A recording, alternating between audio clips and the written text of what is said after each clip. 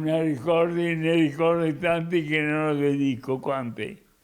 Ecco, ne vuole del tempo per contarne tutti quelli che ho passato.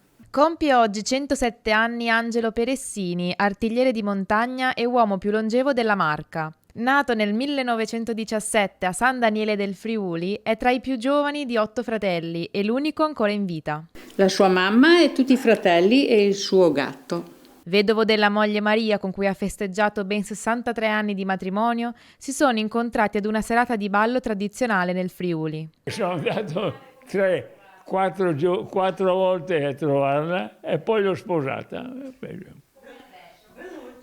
Sì, vada come vada, sei stata sincera, buono, e altrimenti ritorni a casa.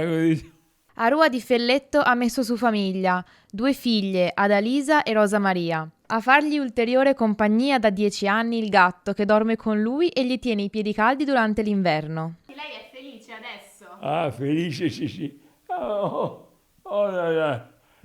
La mia figlia qua, e questo qua, e 2 figli. A volte non mi pare neanche vero, perché aver 107 anni lo guardo e non me ne rendo conto, non ci credo. A volte ci litigo perché abbiamo un po' lo stesso carattere, ci scorniamo, però dopo lo guardo e dico, ma una fortuna grande. 2 anni di leva militare e 7 anni di guerra tra Grecia e Albania.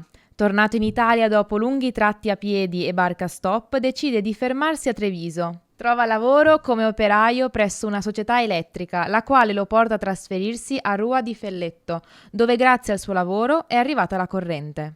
Un augurio di cuore per tutte le persone che mi conoscono. Con il suo motto "La pazienza è la virtù dei forti", Angelo ci saluta sorridente e ci dà appuntamento al 2 luglio del prossimo anno. Aspettiamo. Saluti. Saluti.